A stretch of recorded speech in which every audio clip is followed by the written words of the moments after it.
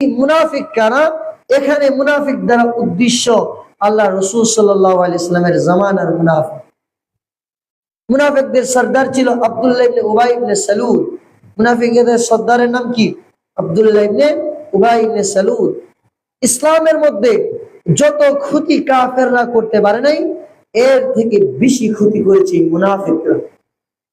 বর্তমানেও এরকম নামদারি কিছু মুনাফিক আছে যারা ইসলামের পতাকা দিয়ে, ইসলামের ছায়ার তলে, ইসলামের ধ্বজ দিয়ে, ইসলামের নাম দিয়ে তারা বুঝায় যে আমরা ইসলাম মানি, ইসলাম বুঝায়, অথচ তারা ইসলাম মানে না, ইসলামের নাম বিক্রি করে খায়।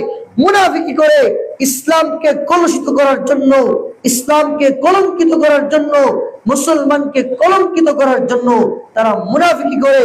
ওই যে আব্দুল্লাহ ইবনে উবাই ইবনে সালুল যে ছিল, যে সামনে এসে বলতো আমরা তো মুসলমান, আমরা তো ঈমানওয়ালা, মুসলমানদের সম্পর্কে, মুসলমানদের সামনে যখন আসে তখন বলে আমরা মুসলমান, আর কাফেরদের সামনে যখন যায় তখন বলে আমরা তোর সাথেই আছি। নাউজুবিল্লাহ বলে। এটা হলো মুনাফিকদের গুণ। বর্তমানেও অনেক মুনাফিকরা আছে যারা ইসলামের নামে বড় বড় কথা বলে, এটা বলে, তার আলামতে বোঝা যায় সে বড় মুনাফিক।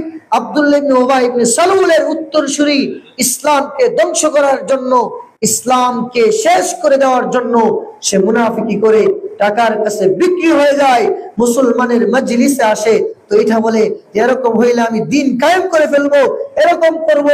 যখন হয় তখন তার ওয়াদা আর রক্ষা করে না, ওয়াদা আর রক্ষা করে না। এটা হলো মুনাফিকের আলামত। ওয়াদা দিয়ে ওয়াদা বারে বারে ভঙ্গ করে, 3 নম্বর আলামত। আল্লাহ কোরআনে বলেন ওয়ামা ইয়াখনাউনা ইল্লা আনফুসাহুম ওয়ামা ইয়াশউরুন, বরং তারা নিজেরাই ধোঁকা দেয়, এটা তারা বুঝে না।